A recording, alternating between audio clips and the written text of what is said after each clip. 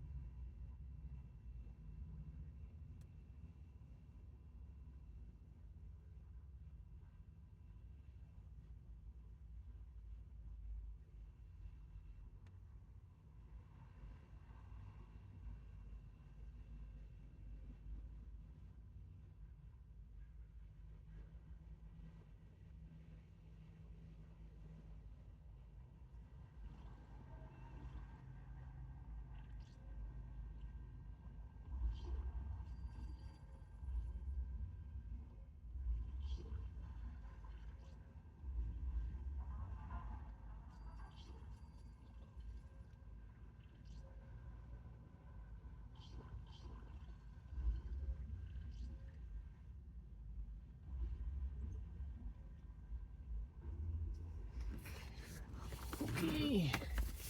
Let's get out of here.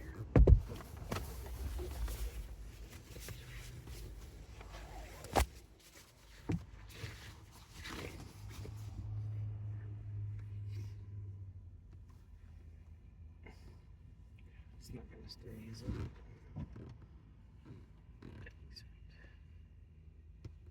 Charging.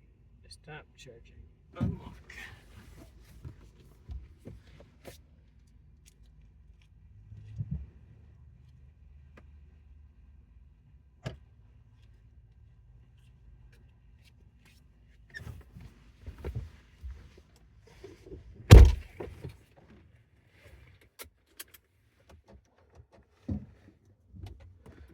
Currently, it says we'll get there at negative 16%. Let's see if we can do better than that.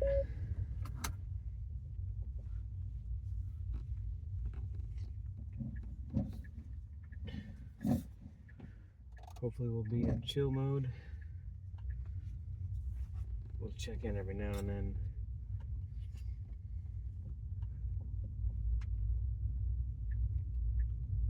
Little doggo got his own leash.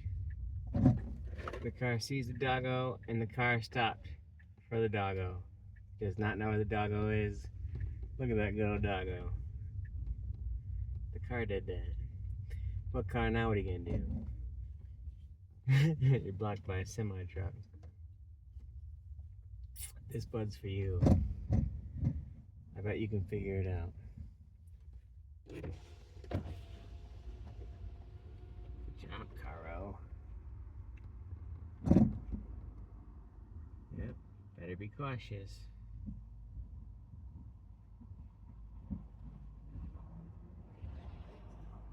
We do need to get to work sometime today, though. Preferably in the next 4 hours.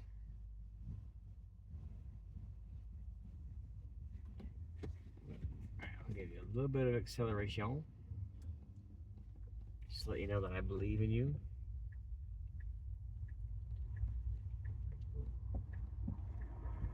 And come on, you almost got it. Are you gonna make it? Oh yeah, you got that.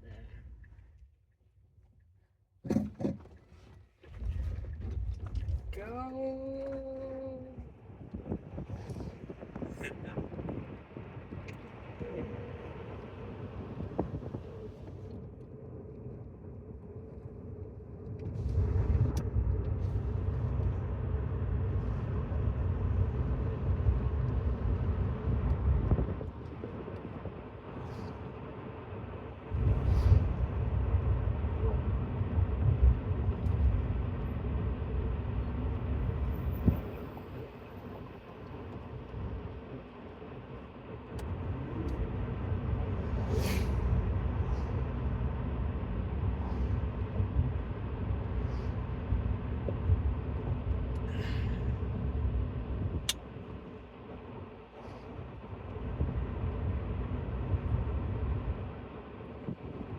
Wonder who called the police.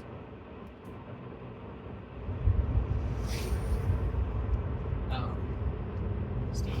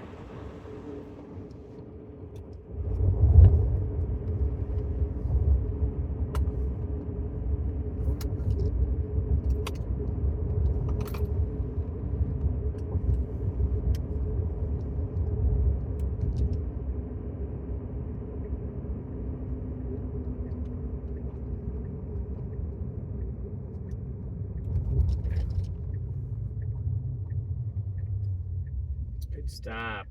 Didn't need to stop. Why are we stopped? Nobody coming.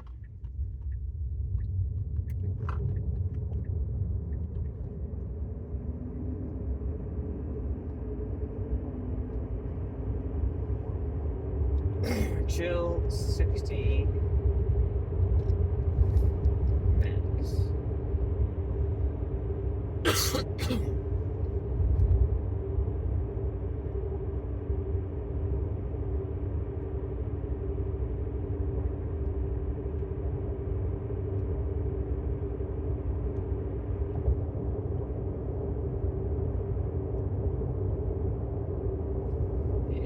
Check in on our potential arrival.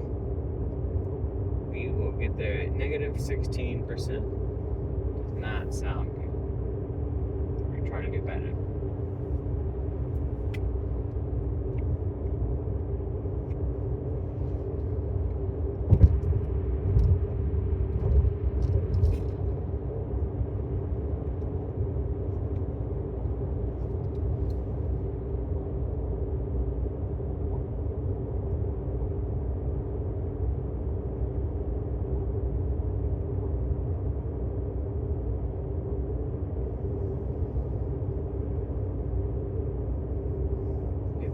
increased our odds to negative 15% arrival.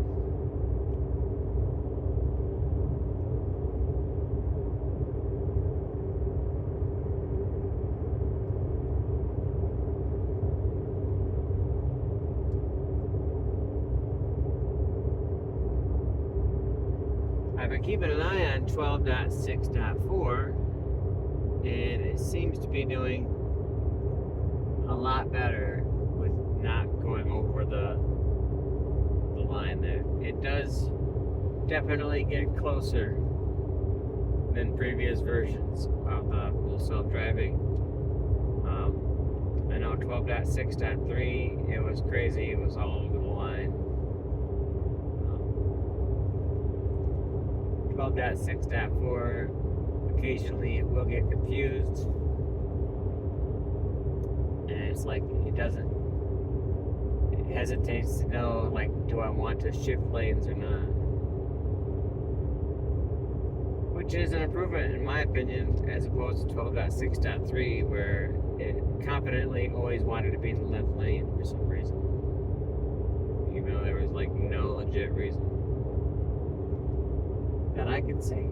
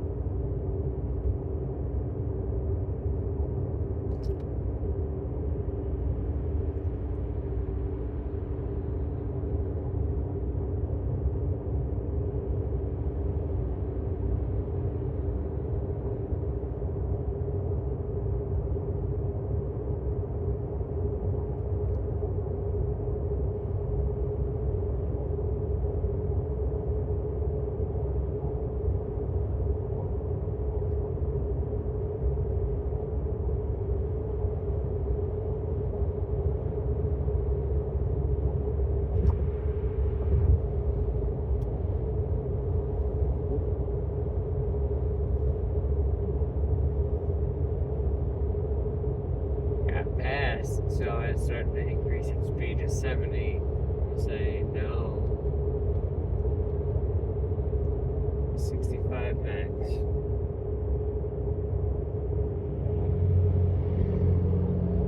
We're still trying to make sure we make it there.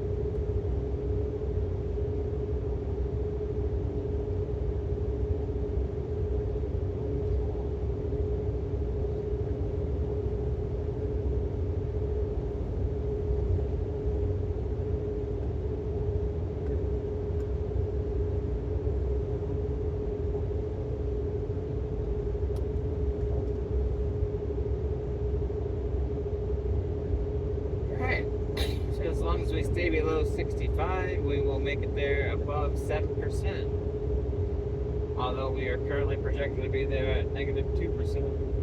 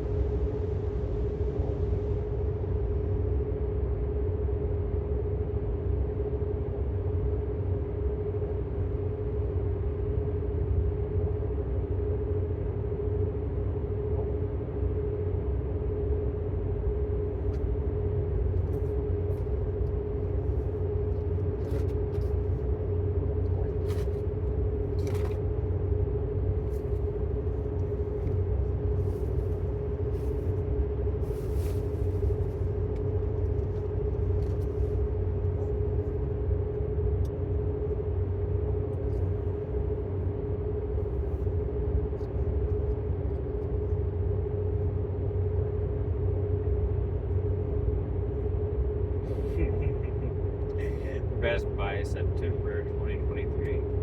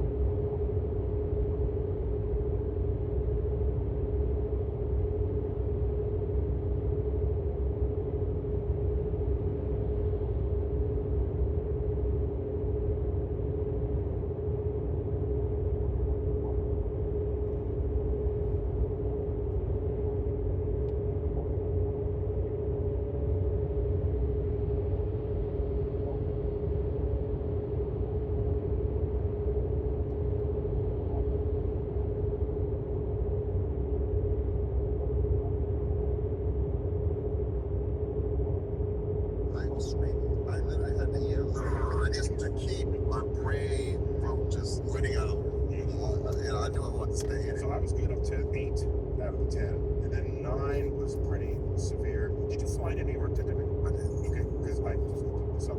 Afterwards, I go home. 2 hours later, I had explosive.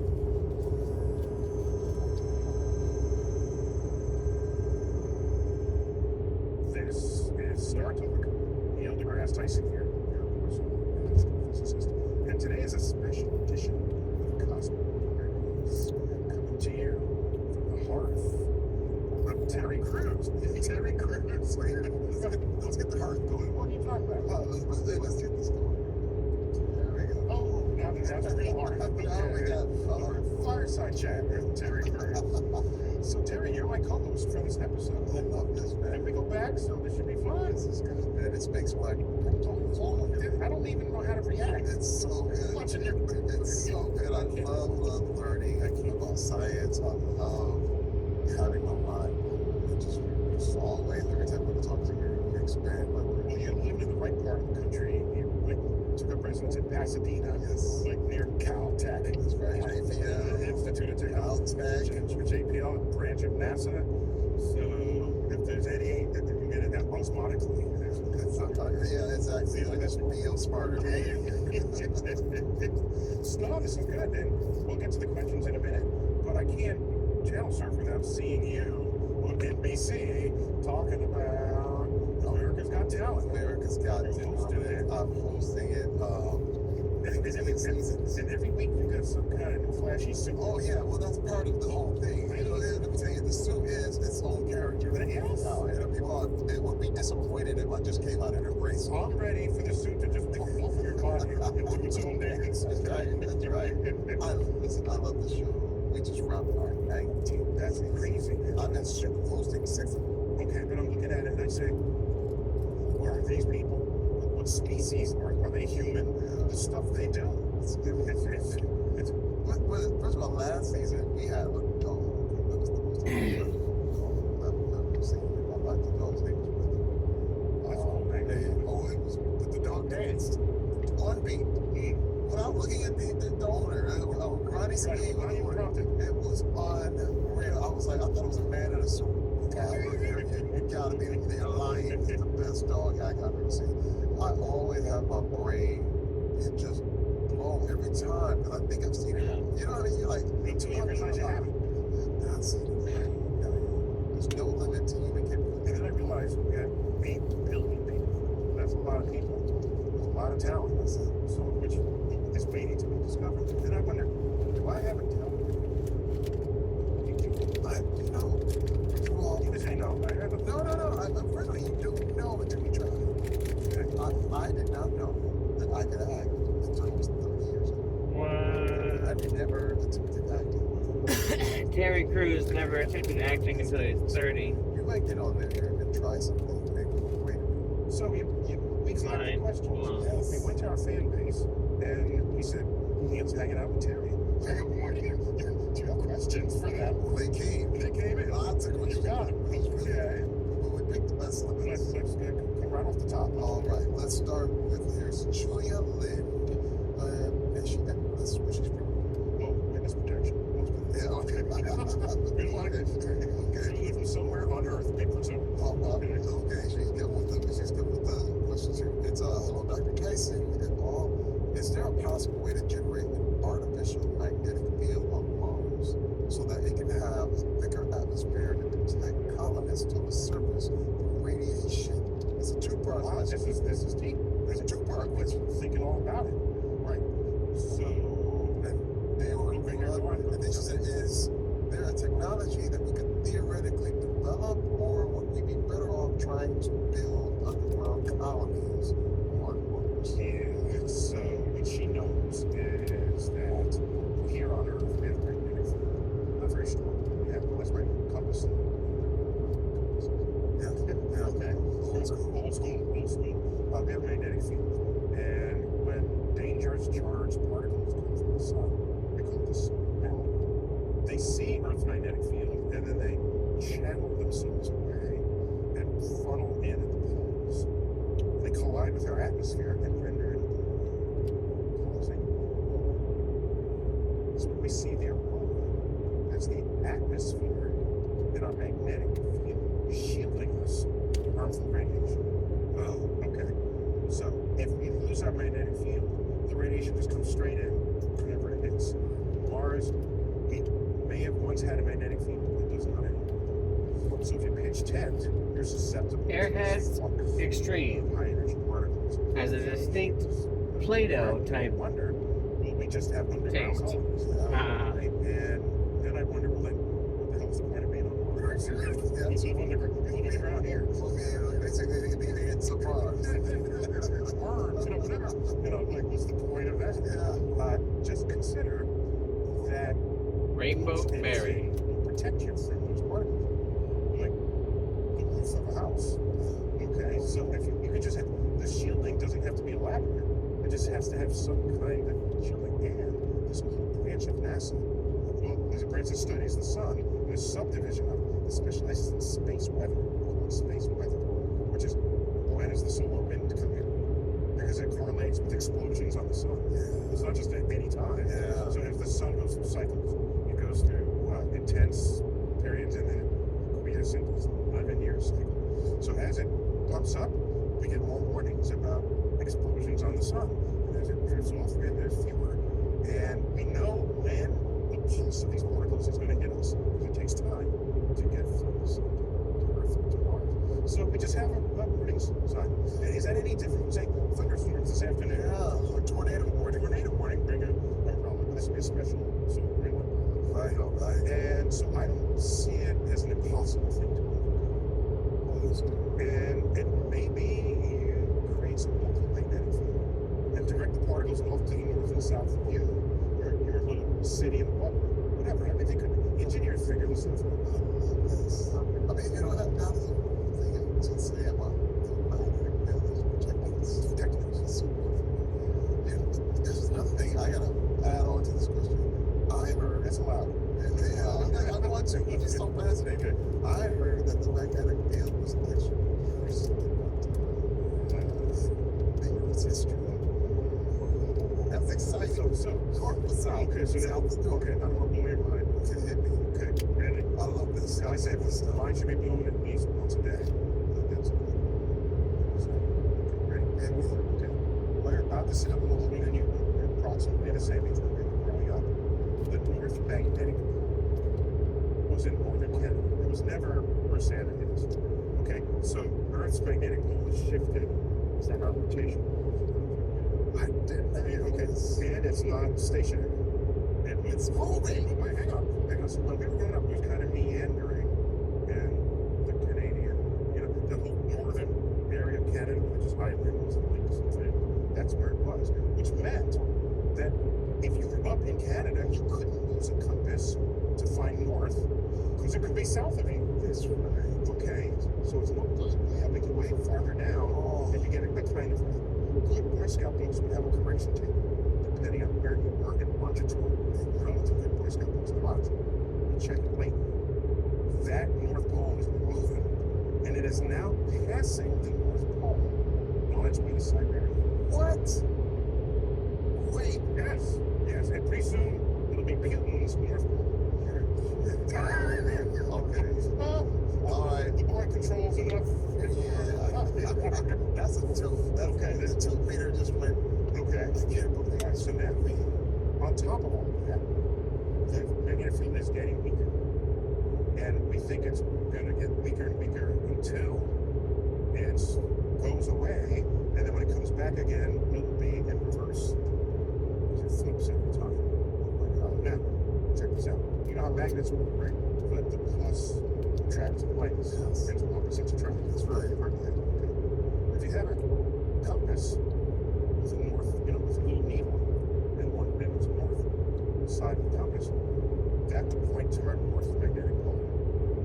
However, that is a north needle on the compass. Why should north point to north? It's not supposed to. Which means Earth's south magnetic pole is in our north. Because north magnets point to it. That's right. That's what we're going to point to the opposite. So you've always been told that's where North magnetic pole is, their south magnetic pole. So, okay, so now, so we're going to lose the field, and then it will come back in reverse. They only have compass users right there away. We worry that when the magnet field goes away to flip again, it's called dynamo effect. When it goes away and flips, that while it's not there, we'll put all of us at risk. So we go back to the fossil record because it's flipped before. And if you go to the points where it has flipped, there's no variance of mass extinction. So if it wreaked havoc, it was not global catastrophe. So I'm not so worried about it. That's electronic cell. Yeah, because it's not, magnetic field's not that strong. So it's the Y2K. Not even was that an event. Right, yeah. I wasn't worried. So the threat is not, look at that. Okay. Well, by the way, everyone thought like Y2K, everything would break. But keep in mind the way we celebrate time. It's midnight in 24 different hours. In sequence. They all happen at once. Okay? It's not like all of them at once. Even if that were gonna happen, it all times over times. One at a time. So people get confused when they say, well, the magnetic axis is going to flip. They think it's our rotation axis and they forget. So we got to tell them to chill. It's just a magnetic bend. It's happened before. Man, you blew my mind on the first question. With the first answer. So Terry, I didn't realize that the people who ask us these questions, they're part of our Patreon. Patreon as well. So they get to ask questions in our cousin credits. So check it out. Next. All right, next is Sandra Pena. Sandra here from Singapore. I can't wait for this. I heard things. Thank you for doing what you do, inspiring and making everyone's lives just a little bit better every day. Question: Mr. Cruz has so many muscles. I'm sorry. Okay, back to science. That's the thing with free science. And the muscles are so hard to build and maintain. In the cosmic sense, how important are muscles? And why do we need to work so hard for them if they are so important to our survival? Is this entropy? Oh, I like it. Well, okay. So there's a lot of speculation about like the strong man in the tribe. So what does that person do? Goes out and gets the food. Okay, well, back with the elk. Yeah, exactly. Okay, and then Out the man. and then I go back the food. Okay, and there's further speculation that that person has most mythical significance in the tribe, and everybody wants to mate with that person. Because if you don't want to mate with that person, then you don't have offspring that could possibly do that in the future, and you'll just die alone. You'll be a dead end, and very hungry. That's the thing. Okay, so people have speculated that this accounts for the fascination we have with famous people, because that whatever was that urge to want to make babies with the brought back for food. Today, you don't need to do that because there's a grocery store now. So what became of that urge? It's still there within us. Right. And there's the person on the silver stage. That's the person I want to mate with. That's my friend. It's an urge. And even they're a total stranger. And they could be a total asshole. Doesn't matter. Okay. So let's just have that one. But there are other roles that muscles come in. Sorry. Okay. So I don't know if everybody had muscles. You know, does that work? You know, so maybe some people have muscles from childhood. And you know, others need to be able to climb trees and maybe to get the fruit. Somebody needs to swim. Surely know how to swim, but if you have to eat fat, that's buoyant. Okay? People who are very muscles, less worked out, Olympic swimmers, of course, very pinky. They didn't look like you. Yeah, no, not at all. Okay? I've seen that. Yeah, you've seen that. But long distance swimmers typically have a little more fat on their bodies, which gives them buoyancy. So that the energy you're putting into swim is not only to keep you afloat, it's to actually push you forward. Because if you're going to sink, some of your energy has to go into not sinking. I love what you're saying because it shows that the muscle is skill. Yes, it doesn't have to be big. Right. Just skill. It's not about big. That's correct. Yes, I love that. And are you quick? Can you catch the rabbit? Yes. There's some big muscular person I've seen for years big guys who do can't really do. They're just performance. They're just big. You know what I mean? I thought I was strong, and I had a little guy. I mean, he was a very little guy, and there was a box. I was looking at that, and I got it. Walked out the door, and I was like, oh my God. It's the fact that you benchmarked the people's abilities to your own abilities. He said, I can't do this, he wants to need help. I totally told him. I was like, you better get your friend. Yeah. And he was like, no, I got it. And he picked it up and joined it. And I realized something. I said, this is what he does. That's what he does. All his muscles are configured for that. It's configured. I'm not. I'm a celebrity. I don't know anything. A celebrity like architects. Thank you, son. This is great. Yeah. So, entropy is disorder. And generally, we want living energy into a system to work so that we can function within it. But we have to get that energy from somewhere else. Things that can get work for free. Okay, so we don't have to forecast energy. If it's now, the plant comes energy from the sun. So ultimately, your arms. That is really free. I tend to lay out the sun and not too much. I think it's wrong for me. It's waiting to be. As you can see, those astronauts stranded in space help us critically think about the origin of life and future of humanity.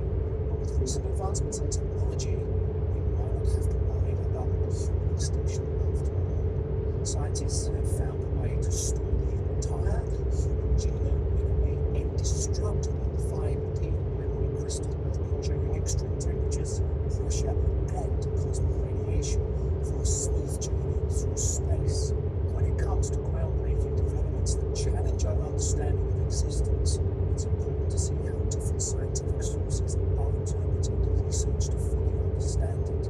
Luckily, our partners at Ground News make this much easier to do. With their Vantage Plan, you get access to an original reporting plus insight on every article covering it. Ground News provides this level of critical analysis for every topic you're interested in, using patented technology that helps us see important perspectives we might have otherwise missed. Take advantage of the massive 50% discount on their top-tier Vantage Plan. You will have access to every feature we've shown time. Use our link ground.news/starter or scan the QR code to subscribe. We can't recommend Ground News and their commitment to rigorous analysis. Back to the show. Give me some more. All right, here we go. We have the Will Benson Brown. Hello, Dr. Tyson, Mr. Cruz, and patron here. Nice. Patron. My name is Will Benson Brown, and I'm from New Hampshire in the UK.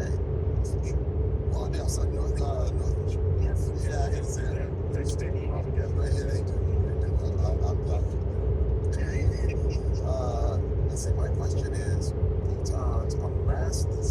However, when they were mass and energies,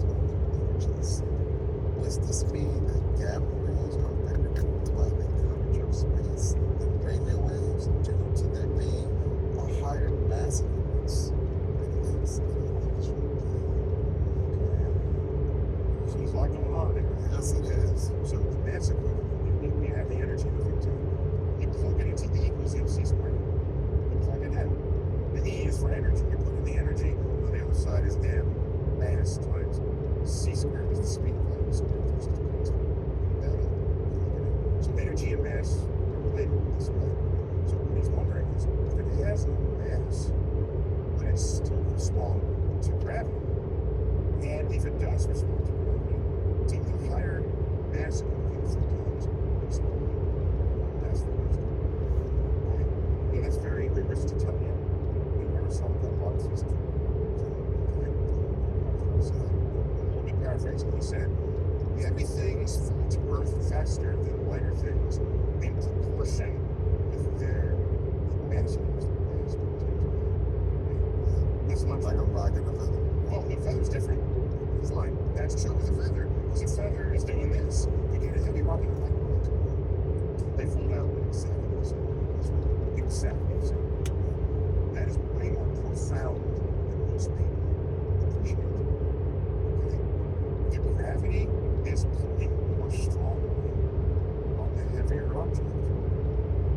it takes more force to accelerate the heavier object at the same rate as the lighter object. So they fall at the same rate because Earth is pulling more strongly on the heavier object. Okay, so let's back up. So I have something light, everything's on wheels, something massive, something on wheels, but the same force on each thing. Now, the lower mass object is going to go real fast, right? And the heavy one is not going to go very fast. Okay? So if the force of gravity are the same on every object, you're going the same force, then the lighter things will go faster. The force of gravity is stronger on the heavier object. Because if the heavier object and the light object are both accelerating at the same rate, something's pushing that harder. Something else is more. Okay, so even though gamma ray photons have lighter equivalent mass than radio wave photons, even they more mass, they're each attracted to gravity at exactly the same rate. Wow, that's, and by the way, that's called the equivalence principle, advanced by Albert Einstein in 1915. And it's one of the most profound advances in human understanding. Because in fact, the dudes went to the moon. They brought a hammer and a feather on the moon. There's no air, so the feather's not doing this. Had the hammer, the feather, let go. Because the what is it down gravity? Yeah, so everything will respond the same. So it doesn't matter how much you use. That's cool. It's not the hammer. I'm the iron. Yes. Yes. It is amazing. I thought you just speak like this. You know what I mean? If I put you out in space and then I gave it just the right speed, just the right direction. Yeah, maybe something like that. Yeah, so we can make at least some of the universe very human beings. I know. Listen, all my names I have on. It's called narcissism. So the real way to say it is you and the Earth attract each other. Yes, that's great. That's what's going on. That is so perfect. So if you jump out of a cliff, then you fall to Earth. What's actually happening is you and Earth are falling towards each other. Except we do it this way.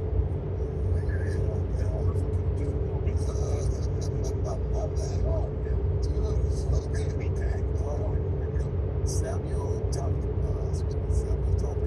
Oh, military. Samuel here from Slovakia. Nice. All right. I'm embarrassed as an American. I'm just geographically ignorant American. I was asking someone from Slovakia. Like, what was Slovakia before? Slovakia. I don't remember. Yeah. And she said, well, it was part of Czechoslovakia. It's like, well, then they asked you the stupid question. I said, what was their race? Well, that became the Czech Republic. It's all the same. It's like, okay. Connect the dots. Well, yeah, I think that's a simple question. I have a question. If humans on a low gravity planet, it's skipping like they have an entirely different meaning, or would we have to invent new exercises just to keep our legs from shrinking, keep the private education going? I've been accused of different things. I give two answers for that. One of them is, if you want to maintain the physique that we want to have on Earth, yeah, you're going to have to exercise. And you have to use exercise where you can add resistance beyond just lifting things off immediately, pulling muscles in. So that's if you wanted to do that. But if you will forever be living in that low gravity planet, you need to do exercise. Yes, in fact, it's always given that astronauts that do spacewalks, so NASA calls it extra vehicle. So trying to get spacewalks. Yeah, extra. EVA, they call it. So astronauts have spacesuits. That's what they are. 2 to 3 inches tall for their spacewalk than they do for because in zero G, just went to If you're 6 feet, that's crazy. Yeah, I want to go to space. I'm amazing when I come back.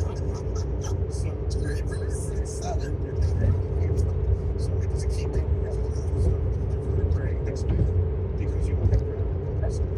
And again, so they can't space walk in the same suit.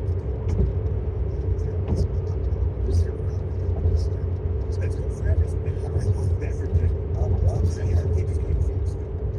So, like I said, if you don't need your muscles, they will atrophy. If you never need your muscles, you shouldn't care that they atrophy. If you ever come back to Earth, the astronauts come back to Earth, and they don't come to machines up there. So because you and you can still use inside. but you can get wild in space. That'd be crazy. And all the space and your heart. Because it's not pumping against my voice. You don't want to clog your arteries then. But you can be chubby. If your arteries are still clear, your heart. Daniel, Frank, hey guys, about the show. It doesn't say where it's from, but protection. If one was able to stop time, is it true that you wouldn't be able to see anything but constantly times? Can we make an exception to that? But I'm told that because to the photon is up to. I've heard that the faster you go, the slower it's going to take. And in the limit at the speed of light, time stops. The photons, which exist at the speed of light, they are emitted at wherever they came from. My PhD thesis was on the center of the galaxy, which is 30,000 years away. And when I captured those photons, for me watching them, they took 30,000 years to observe the photon. The instant you left the center of the galaxy, they went to the sun's.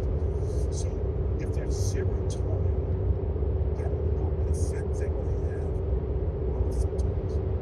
Because they don't ever have time. They're outside. They're outside of time in that sense. So I have to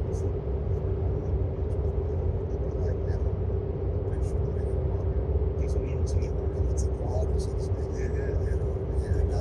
That's what in one photon the time itself. we just opened the world.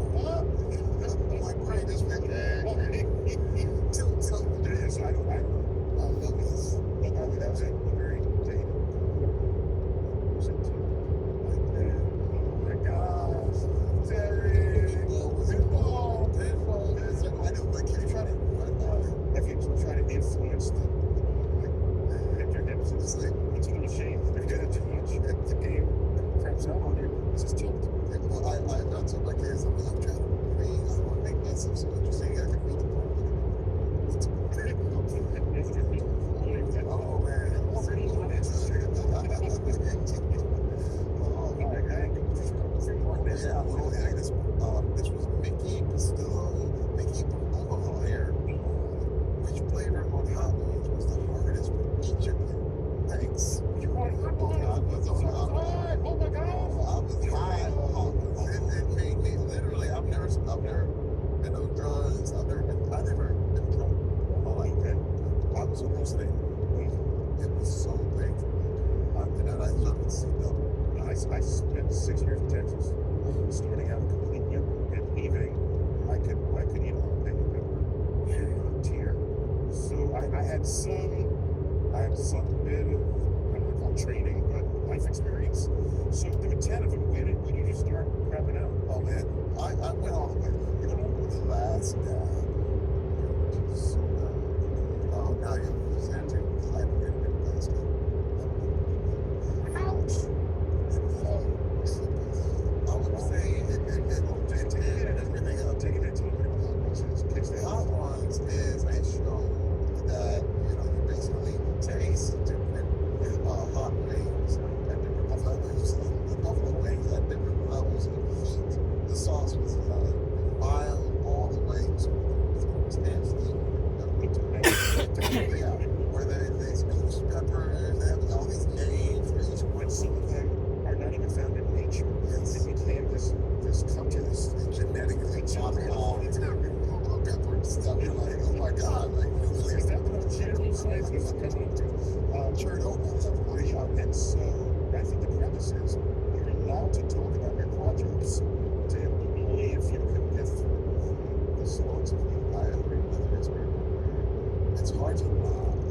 those ways.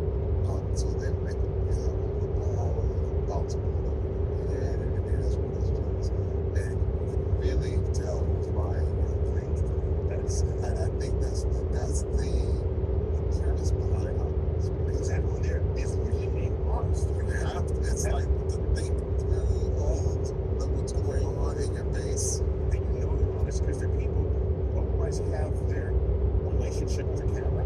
And it goes completely out. I was screaming. I literally had to yell. I just to keep my brain from just like, okay, running out of the room. And I knew I wanted to stay in it. But I was like, it's hard. So I was going up to 8 out of 10. And then 9 was pretty severe. You're not supposed to take your lips. And then lips can't And then they give you a little milk. You know, that's yeah, I swore I didn't eat. Then I went to 10 and then I took a double dose. So I said, I got to do this. Here's what happened. Did you find any work to do? Okay, because I just went to do something. Okay. Afterwards, I go home. 2 hours later, I had explosive diarrhea.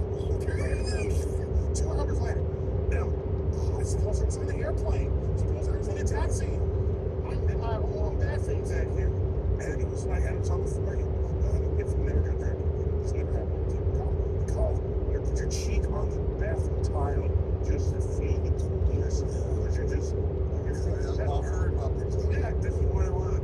And so, yeah, that was my final chapter of my experience. What's the secret? I'll do this. I'll never do it. Okay, that's what it is. Oh, I was doing a show like that. But it was one thing you do once a month. If it Yeah, and I would never do it. now they show back syndicated for the time. Oh, it's this mine. I know yours will die on mine. And the viral here. Want to see what they do. They're celebrities. They're just like us. I was crying. It was crazy. Okay. So turn the tap on. You got it. You got it. Here we go. It was like we had like 100 questions came in. This is so Sorry. It's a bigger This is beautiful. The last question is from Riley Buffett. Hello, Dr. Tyson and Mr. Cruz. Riley Buffett here from Illinois. Well, I must say, Mr. Cruz, I love your acting. Really a big fan. My question is related to the edge of the observer. What observations have been made? Can you describe what it looks like? I have heard that there appears to be some type of beings. Is this true? Can you tell us?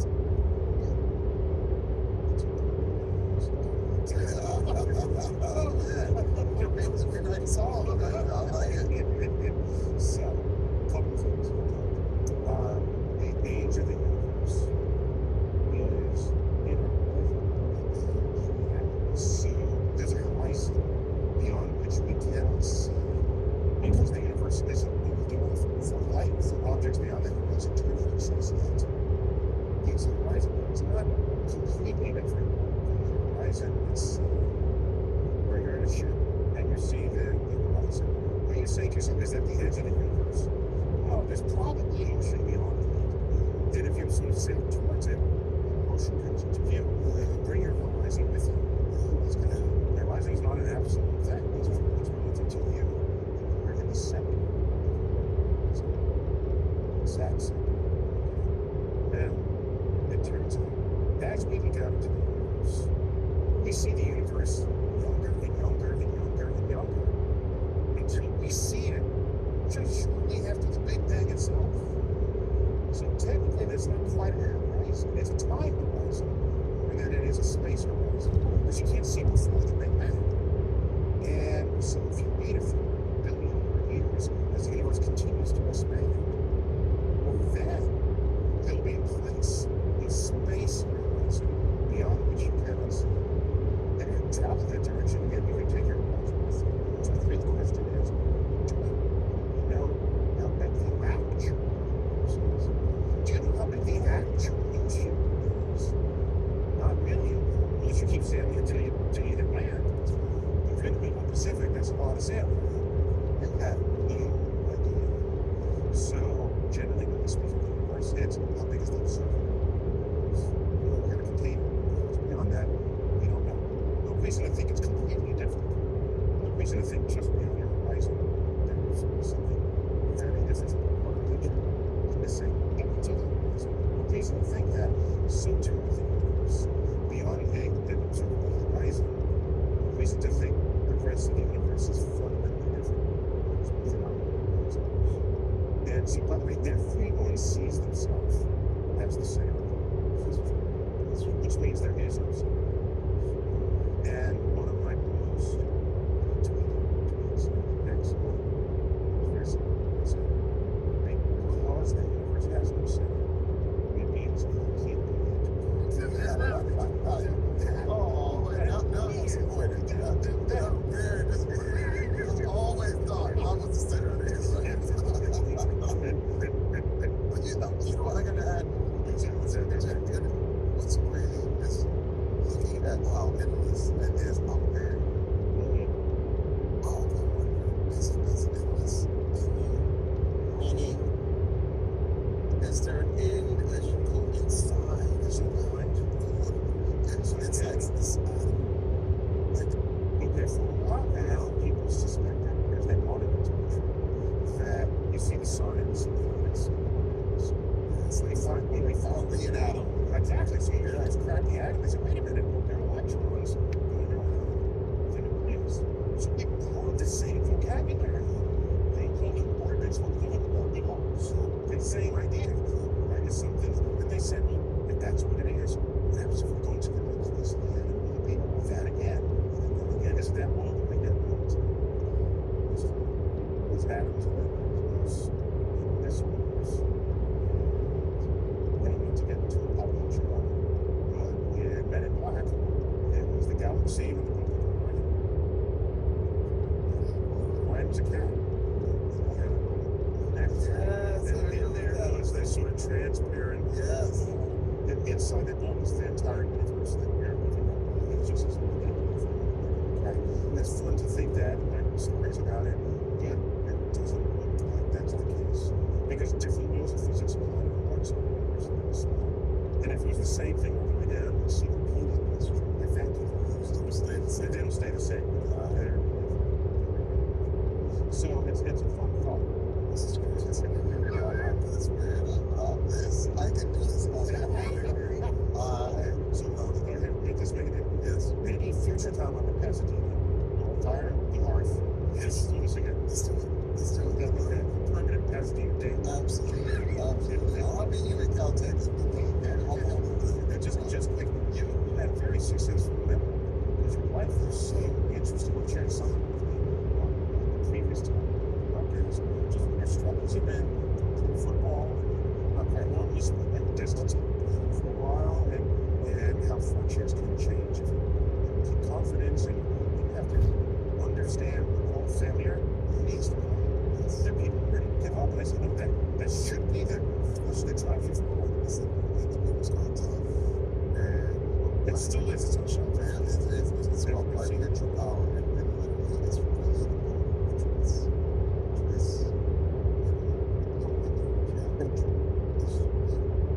That's it. That's so simple. Yeah, it's deep. Yeah. It took me years to find that out. Because I was a professional gamer. I mean, looking at all the small dances and little things and you don't see that. You did out there. You never thought that how come I didn't? Because you didn't. Professional victim like that for everything. My choices. And I realized that it was so, like you said, it's so simple. It's simple doesn't mean easy. It doesn't. That's the big thing. I don't think simple is just the same thing. And one last thing, I was channel surfing, and there's like the animated, everybody hates Chris. I said, I'm here, that's my stuff. You did. It just came up so everybody hates it. So everybody still hates it. Because it's a sequel. It's a season animated sequel. And it literally, that's what it is. It picks up where the live action show. And all the characters come back. All the because it's like, well, Tom James Williams is an adult. See, a lot of those kids grew up.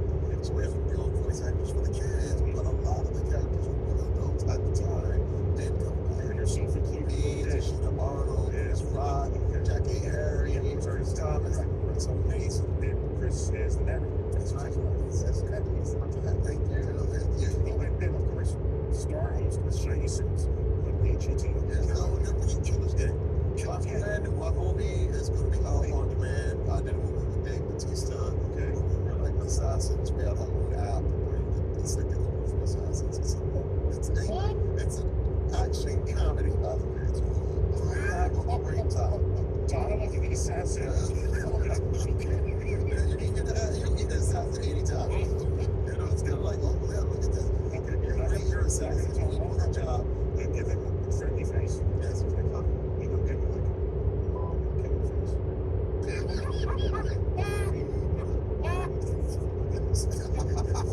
That's how you do it. I've been doing this forever. All right, we out. Terry, love you, man. Love you. Love you. This has been another edition of Star Talk. Please get partners with special guest co-host. All right, until next time, I'll be your guys, Tyson. All human beings, great lifting. We all have an innate desire, it's a bad purpose, that wants to shirk responsibility and suggest that our failures are not our own. And there's simply the vast majority of failure in life in a free country like the United States. It's complicated to get that straight. Our basically an economically successful individual is somebody who fails and looks at the mirror and says, what did I do wrong so that I can fix that and then do better the next time? This kind of wealth inequality idea is shot through the lie. The wealthy guy got rich because you were more than he was. And all economic growth is a factor of exploitation. And that is remotely true. Financial literacy is in America through always. The current vice presidential candidate of Democrats does not own real estate, does not own stock. He has no idea what venture capital is. He needs to know that because the thing that makes the country better economically speaking is not, in fact, just wages being paid. The thing that has changed how we live is innovation. And it's promotion. And that's a relatively recent invention. It's not that hard to make money in the United States, which is true. When it comes to making a major decision, it's fatal.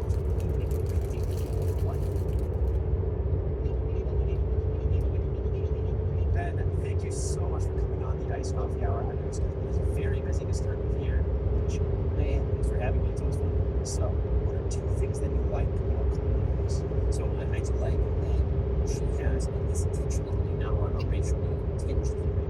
I think that in the late breaking sort of aspects of the campaign, she's starting to do some of that stuff. She's made some of her pitches for black men by saying, I'll give you $20,000 if you give me more.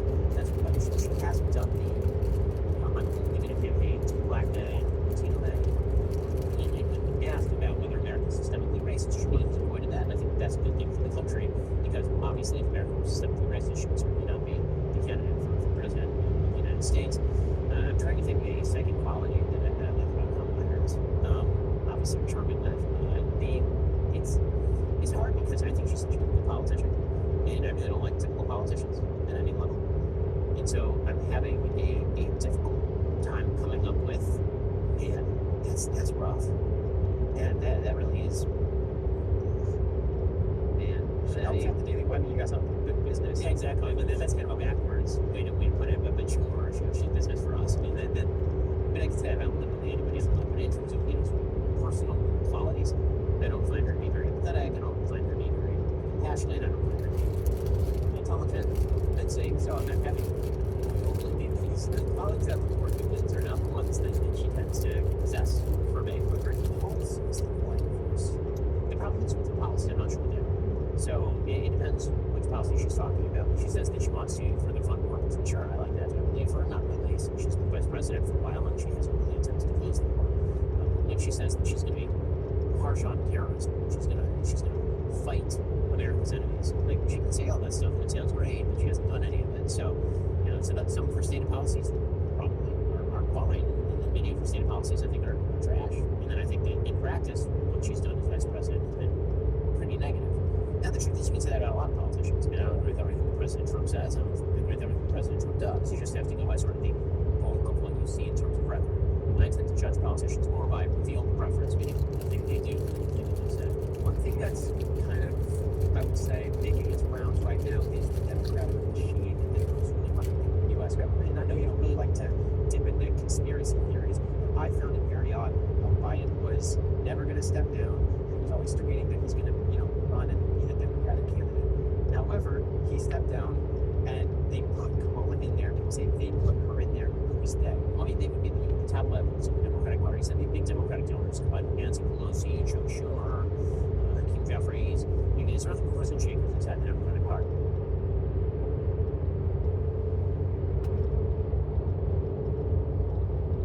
specific names. You had donors like Jeffrey Katzenberg who were involved in pushing out, or George Clooney involved in pushing him out. These are specific human beings who in the Democratic machine. I don't mean that it's sort of a theistic cloud Democratic, agenda items. That's not really what I'm talking about. It's a very specific set of people who work a very specific party. And I was in the Democratic Party is run professionally. They run it like a professional team. And that means that they can snap into place very, very quickly in order to achieve their goal. Because back in 2020, remember, Bernie Sanders when he first got the primaries, he was doing really well. Then the entire Democratic machine was like, okay, Amy Klobuchar, you need to drop out. You need to drop out. And then you need to move immediately to endorse Joe Biden. James Clyburn in South Carolina was like, I'm going to endorse Joe Biden. And suddenly Biden went from being an also-ran being the nominee. So I actually did it in 2020 in order to overcome Bernie. And I did the same thing in 2024. Now it's Biden. He's not published this. He's out with it. We need to get rid of him. And so what can we do to pressure him out? We can't bring significant pressure. I'd say the Democratic machine, when I refer to that, also refers to the adjunct of the Democratic machine, which is the legacy media, which shifted into immediately after that debate, and then retained that attitude toward Biden all the way until he dropped out, which I totally forgot about. Has anybody discussed Joe Biden recently? We're going to make some sort of big gaffe on the campaign trail. Other than that, we're supposed to ignore the fact that a senile person is the most powerful person on planet Earth, which is kind of an amazing thing. And Kamala Harris is still maintaining publicly that Joe Biden is totally with it, which sort of begs the question as to why she's the nominee. The media have gone completely absent on this for weeks at a time. It was like, Joe Biden cannot be the nominee, but nobody would ask the other question, which was, so why couldn't he be the president? Exactly. And so they did exactly what the Democratic machine, meaning the Democratic Party, upper echelon, wanted them to do, just push Biden out of the candidacy, don't push him out of the presidency. Because if Kamala were to actually be the president, for example, then number one, it would raise questions about why she hadn't declared the 25th Amendment before. But number two, she immediately becomes responsible for everything going on in the country.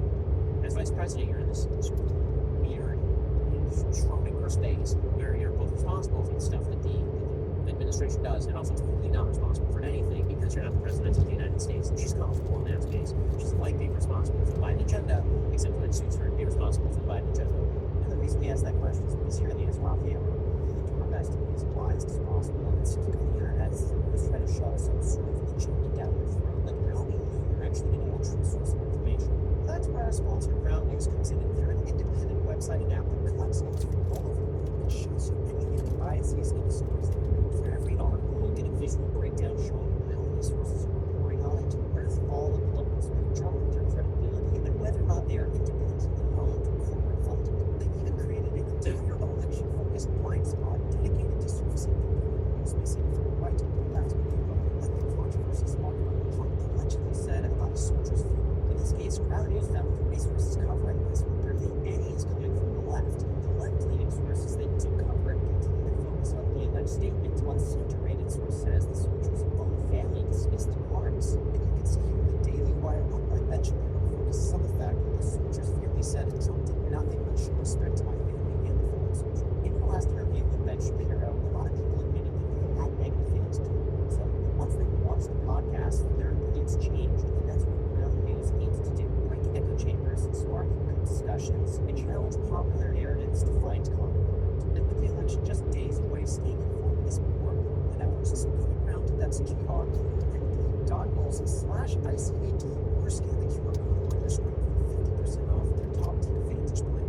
That's ground.news/ICAD, or scan the QR code on the screen for 50% off their top-tier Vantage plan. Once again, guys, the link is down below in the description, or you can scan the QR code. They are truly an incredible resource, and we feel so honored to be sponsored by them. Thank you so much to Ground News for sponsoring this episode, and back to the podcast. One thing that I found really interesting was we were talking with Patrick Bet-David yesterday, and he brought up that there was a study that was conducted, and it said out of 130 billionaires, 80 supported the Democratic ticket, and then I think it was 30 or 50, I think it was 50 supporting the Republican ticket. Why do you think it is that billionaires support the Democrats, even though it has always seemed like the billionaires were wanting the tax cuts and wanting the Republicans? Right, so I think that there has been a market shift in the approach that we've seen from where the billionaires come from. Actually makes a big difference. The tech billionaires are more likely to be in favor of Kamala Harris. Sort of retail billionaires are probably more likely to be in favor of Trump. So not all billionaires are created equal. They're from different sort of strata of society. They have different backgrounds. And people who are tech billionaires tend to have gone to really good universities. They tend to hang out on the coasts. And if you are somebody who started Walmart, if you're the Walmart family, or if you're the family that owns, you know, a big grocery store chain, or if you are, you know, the Bernie Marcus, you know, Home Depot, right? Those people tend to go Republican, actually. So it kind of depends on the kind of billionaire. I would classify billionaires as kind of one class in and of themselves. And so what you really have to ask is, why is it that in sort of the upper echelons of places like San Francisco, people are voting against their own economic interests in order to vote Democrat? And I think a lot of that is sort of virtue signaling, and I think a lot of it is status symboling. And that's why you will see that this has been a big problem in America for a long time in terms of the gap between upper income people and not as higher income people. Something that Charles Murray wrote about in a book called Coming Apart. And so Charles Murray, after being, I think in many ways, slandered by people saying that he was a racist for his writings and all this, he wrote a book that was just about white people. The book was about the divisions between what he termed fishtown, which is sort of people who are lower income white people, and people who are from upper income areas. And what he found is that people in upper income areas preached social liberalism, which you see a lot. You see a lot of millionaires who are, yes, of course, social liberalism, they're all married, they all have kids, they're just private, so it's not public sector. And these are all the same things that I like. But then with their preference in social values, they want to show all the difference, how tolerant and diverse they are, and so they sort of signal all this to everybody else.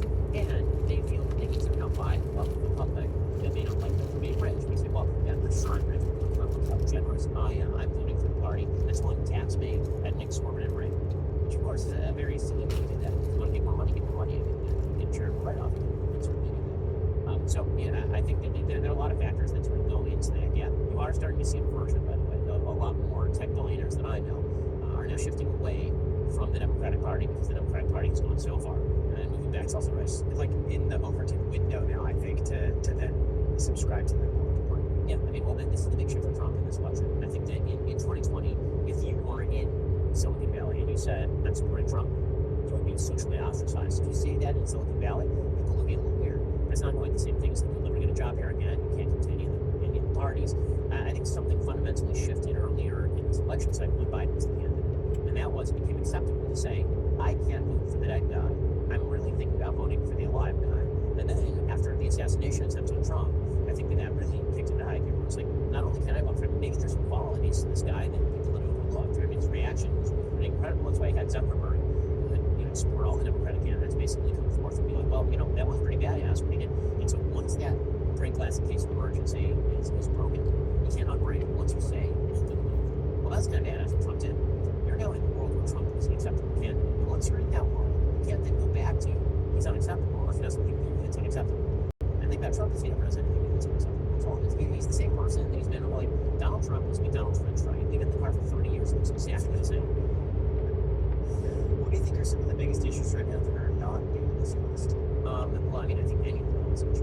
I think the biggest issue that really doesn't get discussed is the state of our military.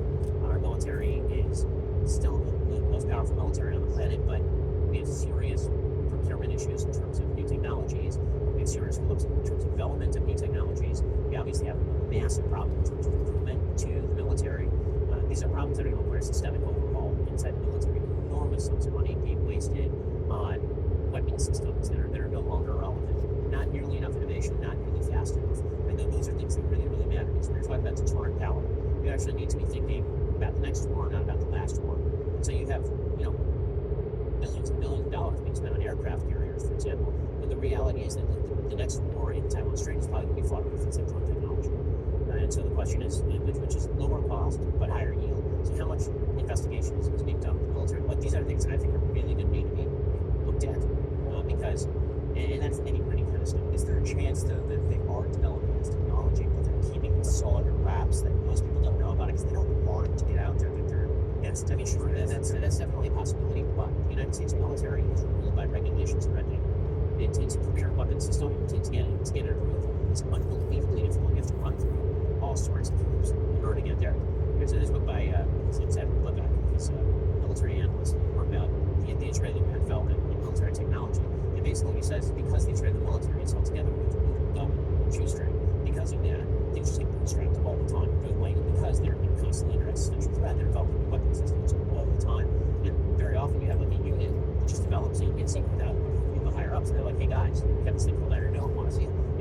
that's where stuff happens. You never really get that in the U.S. military. You get punished for invasion in the U.S. military. And we also tend to think a few other areas that are frequently overlooked that are very important for your health. Oh yeah, well the RFK is trying to elevate a lot of this. Great. Yeah, Amazing. I agree. Now I don't agree with everything that RFK says about food and health. I think I agree with a lot of his stuff, particularly his take on vaccines. He's sort of variable on them, and sometimes he'll take this sort of maximalist position that vaccination generally is dangerous. Sometimes he takes the more specific position, which is that some vaccines are more dangerous than others, and the vaccine schedule might be flawed, which I think is a much more palatable argument. But yeah, I mean, his focus on the nutrition of the American people, I think that is excellent. I'm glad that he has raised it. It's something that really the federal government probably ought to be involved with, because we have an entire set of departments that are dealing with this sort of thing. And so that seems to be, for centering federal nutrition standards via the FDA or Department of Agriculture, I mean, that stuff that really makes a big difference, and good for RFK for raising all that. And some of the other things that we think about are that people don't care enough about the drug crisis because it seems mostly far with everybody. Yet we have thousands and thousands and thousands of Americans dying because of it. 160,000 Americans died of fentanyl overdose last year, and it's really fentanyl poisoning. And that's a huge number. It's an enormous number. It's twice the number of people who died in the Vietnam War in 1 year in the United States. And then we covered this in India, where I actually went over to Kensington, which is a sort of suburb of Philadelphia, and that place I helped. They walk over there, everyone's on fentanyl. They are bent over at the waist. They've been dosing it with animal tranquilizer to make it potent. It's creating lesions in the body and eating away at the body. It's really, truly horrifying stuff. I talked to moms of kids with fentanyl poisoning. These kids didn't know they were taking fentanyl. They thought they were smoking a joint, or they thought that they were taking some sort of, Adderall that was actually laced with fentanyl. And that is a major crisis in the United States. Lacing is a huge issue too, and it was interesting. I was actually listening to, I think it was J.D. Vance on Theo one, and Theo made an amazing argument, which obviously it's a little bit of a stretch, but I agree with the general sentiment, which is obviously it's being manufactured in China and it's being brought through drug use through Mexico. And if someone in Mexico was coming up in America and doing 160,000 of us every single year, then we would be making a huge, we would be at war with Mexico, but for some reason they're trafficking drugs, and obviously fentanyl just kills you, and it gets laced in with other drugs. It's just like, oh, you know what, it's not really that big of a deal. Obviously, they juxtapose that, but still it is. No, I totally agree. One of the things I think that people don't understand about fentanyl, when you say laced, that really is the key word, because people think of fentanyl, I mean, I would normally, if I was just like a kind of casual watcher politics, we think drug overdose, okay, somebody took heroin, stuck in their arm, and they overdose. That's not what happened with fentanyl. What's happening with fentanyl is a huge percentage of people who are dying of fentanyl overdose don't even know that they're taking fentanyl in the first place, which means they're being poisoned. I mean, that's an act. I think there are certain states that are now starting to prosecute this as an act of murder by drug dealers if they place fentanyl into their product. And so, again, we went down to the border, and we actually rode along with Border Patrol. They were full on explaining it. It was pretty crazy. We went down, rode along with Border Patrol. Did an episode, you can see it in Daily Wire Plus, where I'm riding 20 miles on the border, no Border Patrol agents anywhere. It's a Native American reservation on the border of Mexico. You can literally just step across into Mexico and back. There's no fences, nothing. And because it's a Native American reservation, they want to put up fences, tribal lands, all this kind of stuff. So it's used as a drug runner outlet. And while we're there, we're sitting out there with Border Patrol, and I hear this drone in the air behind us. And I look behind us, and just a giant drone flying right there. And I turn to the Border Patrol, and that's what that's the cartels. The cartels have a drone on this. That's why I just shoot it. I say, well, no, in order for us to shoot it, we need to have the approval directly of the Secretary of Homeland Security. And because otherwise it could theoretically be construed as an act of war or something. And so instead we just have this drone monitoring. So what do? They're monitoring us. They're making sure where we are, so they can see when we drive away, and that's when they move all the fentanyl to the border. So there's what the drug cartel strategy is. They usually drive, the way they make their money, they drive up to the border in trucks. Border Patrol can see them. It's not hard to see because it's an open field. They drive up in a truck filled with illegal immigrants. They drop them off. Those people walk across the other side of the border. There's actually a button on that side of the border that you can press for Border Patrol help. The illegal immigrants push the button. Border Patrol rushes in. They immediately start processing these people because the people say the magic words, which is, I fear to go back to my home country, which means that's an asylum claim. They start processing them. The vast majority of them within 72 hours are processed and let through into the United States, and they're given a callback date when most of them never show up. And meanwhile, while Border Patrol is doing that, the drug cartels make their money in the second way because they're getting paid by all these people. But the real money gets made when all the Border Patrol agents rush to deal with the illegal immigrants. Now you got 10 miles open border, and that's when you take the dude he's got the backpack full of fentanyl. You just go right across the border, ain't nobody stop you. And so that's not a staffing issue, it's an allocation issue. It's a mess, it's a disaster, and anybody who treats the border as anything less than a disaster, as has been the case the last 4 years, is just sleepwalking. Is the solution to that to legalize drugs? Because ultimately, a lot of these people are going to be buying narcotics, and if they're buying something from a dude that is selling illegal narcotics and happens to be laced with something, these people are going to be buying regardless. So why not legalize it? And at least they're buying something that's not laced with fentanyl. So, I mean, regulated. So that's been the case that some people have made with regards to legalization of marijuana. The problem is that hasn't actually stopped people from buying it legally. So because of the regulation and taxation of marijuana, that happens just through the legal process. In the same way that people buy loosies with regard to cigarettes. People will still do that with regard to marijuana, particularly young people who want to cheat. And the way the marijuana tends to get sold is by, your friend went and bought 5 blunts from his dealer, and now he has 3 extra blunts, and he sells them to you. So it does tend to get passed hand to hand. I mean, there are pot shops all over California. That hasn't stopped illegal trafficking in marijuana in California, obviously, and that's also true in Colorado. That's true in a wide variety of states that have attempted this. And does that mean that the war on drugs has been particularly effective? And I think that it's been relatively ineffective, obviously. But does that mean that the solution to that is full-scale legalization, such that the police can't arrest somebody for dealing drugs on a street corner or something? I mean, that doesn't make any sense to me either. And the areas, if you like Los Angeles, right now the place is just one giant cloud of pot smoke. That's just what it is. Down the street, you're smelling it coming from everywhere. That's an externality. They regulate smoking, but not pot, so it's kind of weird to me.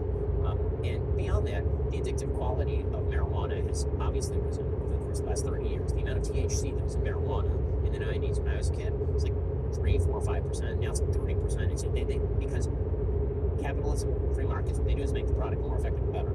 And so if you have that in the drug market, what you tend to get is more powerful drugs that are available to the general public. And so I think that's a real problem. Also, when you're smoking a cigarette or taking moderate amounts of alcohol, for example, moderate amounts of alcohol, the effects on the brain are not particularly dire. If you have a somewhat addictive, and the new studies are showing actually relatively addictive quality to the new strains of marijuana, and that's being taken disproportionately by young people. And that does have some brain effects on young people. I mean, the human brain doesn't really stop developing until you're about 26. So if you start smoking up when you're like 14, 15 years old, which is what's happening with a lot of kids, and then you just smoke more and more heavily until it's 26, that will have some really, really dire effects on you. So I don't think it's quite as easy as just legalize all this and fix it. It seems to me that if what you're worried about is fentanyl, then the first thing that you need to do is break up the fentanyl, and that means closing the border. You close the border, and that's going to solve a lot of your problems, because the precursor chemicals, as you mentioned, are coming from China. They're being manufactured now in Mexico and smuggled across the border. It's a lot harder to smuggle the precursor chemicals directly into the United States. A couple other things that we also wanted to mention was the overwhelming division and internal hate that our citizens have for people with varying opinions, and it seems like we can't even unify over a common foreign enemy these days. And on top of that, declining birth rates, which is finally being discussed with Elon Musk, and of course, Graham's favorite, financial literacy, which is what he kind of builds his YouTube career on. But financial literacy is abysmal. Yeah, I mean, so we go through each of these. When it comes to our inability to sort of have conversations with one another, that's exacerbated by social media. The truth is that when you're in a coffee shop with a bunch of people, you probably have a conversation with most of them on social media, because it's anonymous, because you're hidden behind a screen. You'll say things to people on social media you would never say to anybody in person, ever. And people always ask me, relatively well known, I get a lot of people come up and people are like, well, is that ever dangerous? I'd say that like 99.9% of the time when somebody comes up, it's because they like the show, they want a picture, they're super nice, and if there is somebody who disagrees, they'll tend to be like, yeah, I disagree with you, but I still enjoy your show or something. It's much harder to be an asshole in person with somebody than it is to be an asshole online. And I think that social media has really exacerbated that. But it's disincentivized having the conversation in the first place, because people just don't want to break through that obstacle of being like labeled something, or I think the internet is not real. So what I've encouraged everybody to do is touch some grass. What I mean by that is that I'll have conversations with people who disagree with me. In fact, I do it. I think probably more than anybody on the right, I would say. I'll have a conversation where I go on Lex Friedman, I talk to Decibel for 3 hours, right? Where I go on Barry Weiss's show and I have a conversation with Sam Harris about Trump versus Kamala, and that's totally fine. And I'm not afraid that the audience is super angry at me. And if they're angry at me for having a conversation, and who cares? Let's say you're pissed that I had a conversation. There are a lot of people who read the comments like, oh, how could you possibly have a conversation? So a few years back, there was a host on a major left-wing podcast, and election. This is 2018. We really should do a crossover podcast for the election. Election night, we should do a crossover podcast with huge numbers. You're rooting for your side, I'm rooting for my side. It would be fun, kind of rocking soccer robots. My people would love it. Your people would love it. My people would do it. And he's right. I mean, on the left, there is the sense that if you even have a conversation with somebody on the right, that you ought to be denied access to polite society, and that's a serious, real problem. Again, exacerbated by the internet. In real life, there aren't that many people who are like truly extra-sized and Sam Harris. They need a conversation. No, I guess it's the TV. There aren't that many people who are super pissed that Anna Kasparian and I are friendly and that we talk sometimes online. Like that number is really low. It's really loud. So that's exacerbating things. It also happens to be that because of the internet, you're talking to people you never talked to before. And the reality is, before the internet, the vast majority of people that you personally talk to were people in your immediate community, obviously. And so that lent itself to a sense of community, because you have to see these people every day. You want to be a jackass to your grocer, you have to see that guy every single day. You want to be a jerk to your bank teller. You don't want to be nasty to your next door neighbor. These are people you're going to have to deal with in society. It's not a one-off. Right? Well, when it comes to economics, for example, the thing that tends to generate positive effects in capitalism is repeat business, right? Well, repeat business, which is why you don't just rip somebody off. The reason you don't rip somebody off is once you create that trust deficit, you can never do business with them again. The internet is a series of one-offs. It's a series of, I can say what I want to you, except I'm going to see you again. I have no idea who you are. That's not true in your local community. That's why inside church communities, for example, everybody is friendly with one another despite the different politics. It also is true that because of the size of the country, we just have less and less in common generally. And then when you add to that diversity a very hands-on federal government that has an enormous amount of power, and so you feel like the person who disagrees with you is going to grab that thing and then turn the government gun against you. Now politics becomes a matter of life and death. If the federal government didn't have much power, then nobody in California would be like, oh my god, I can't believe these jurors in Alabama. Well, because who cares? Like, who cares? Like, you might have opinions about it. You might have really deep and abiding opinions about what should happen in Alabama or vice versa. But it's not like you're sitting there every day like, oh my god, these people in Alabama, they're such a threat to me. There's something that the founders knew this, which is why they delegated the vast majority of powers to the states and didn't actually delegate very many powers to the federal government. The growth of the federal government, combined with a more disparate public in terms of its opinion, combined with the viral quality of the internet, has broken down all of that. And the only solution to that is go touch grass, go to a church group, go find a social group, go hang with people in flesh, human beings with a face, and have conversations with those people and ignore a lot of the trash that's happening online and then on a governmental level. And again, I mentioned Anna Kasparian, I had her on the show and I said, well, one thing we might be able to agree on is what and we disagree on nearly everything. What if the federal government just was not that important in your life? But like, oh, I live in California, fine, I live in California. I used to, but I didn't like it, and I moved. So what if that? And she's like, okay, maybe. What if we agreed on federalism? That seems like a pretty good solution, right? Subsidiarity seems a really good solution to that. As to some of the other issues you mentioned economic illiteracy, obviously a major issue. And people are economically illiterate, and The average person should know what an index fund is. For sure. They should absolutely know about that. They should know what tax advantage accounts are for K Roth IRA. for that, they should know what the stock market does. You know what the stock market does. They think the stock market is level. That's what they think the stock market does. If you ask most Americans, how do you make money on the stock market? The answer is, I put money in a couple of companies that I think are going to do well, and then at some point I sell it. If I get lucky, then I make it big. But the stuff that publicized was Wall Street Bets and GameStop and AMC and stuff like that. That was the stuff was getting attention. Yeah. Dogecoin and stuff like that, which I guess if that's just discussed, Everybody wants to be Warren Buffett without applying any of Warren Buffett's actual investment methods. Right? If you want to be Warren Buffett, read Benjamin Graham.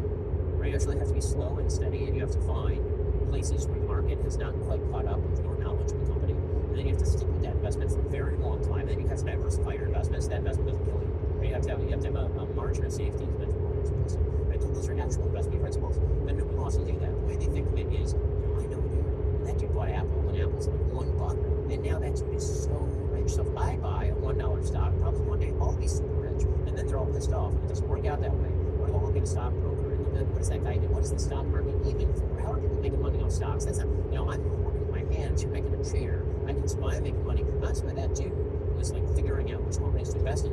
What is the venture doing? Tim Walz, the current vice presidential candidate on the Democratic side, does not own real estate, does not own stock, and in many cases, no idea what venture capitalists do. That's the guy who's running for vice president of the United States. That's insanity. That was insanity. Line next point. I posted on Twitter a while ago, and I got a very divisive response. I called it financially illiterate not to do these things. Half of my responses have said that it's good. That it's a good thing that he's not invested in the markets because he has no financial gain certain policies whatsoever. What are your thoughts on I mean, I think that's ignorant. I mean, he certainly has financial gains from somewhere, meaning that he earned a salary. If you earn only a salary, you never invest, you're going to have a shallow view of how the market works because you're, especially if you're mostly for public sector union because you're a teacher. And if you're that, then you have basically a salary that's pretty negotiable with the state. It is guaranteed to you every week. And so where does the money come from? The money comes from the state because that's who's paying you every week. And then when it comes to all the things that actually generate innovation in the economy, you've had no relationship with those things. You've had no relationship with building wealth by getting a mortgage and making a smart decision about real estate. You've had no relationship with the building of innovative companies by investing in the stock market, which is really what investing in the stock market is. The stock market is a giant pool of cash that is attempting to find innovative outlets that generate an ROI. That's what the stock market is. And that's why there are stock market failures. For every person who's succeeding on the stock market, there are a bunch of people who are out of the stock market because the stock market is, in fact, a win-win mechanism for the companies that ought to survive. That's what the stock market is. But you need to have ready cash available so when a good idea comes along, somebody's willing to invest in it. That's what a venture capitalist is.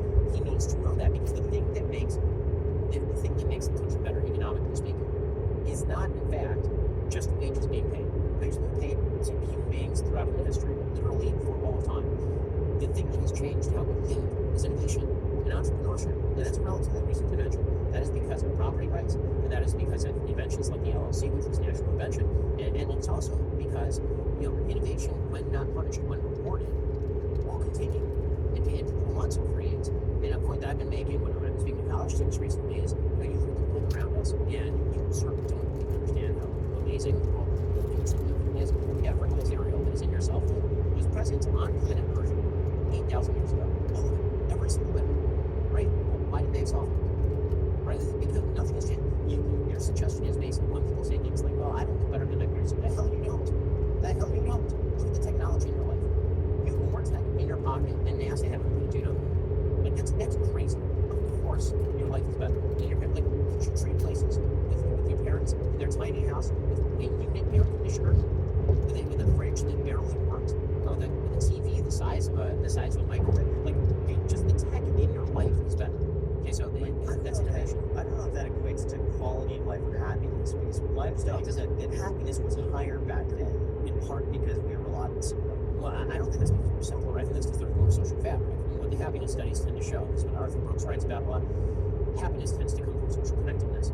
It tends to come from a feeling that you have a role to play in society. So when I say that your life is better, economically speaking, is better. Because economically speaking, it is better. Economically speaking, better car, better microwave, better TV, better phone.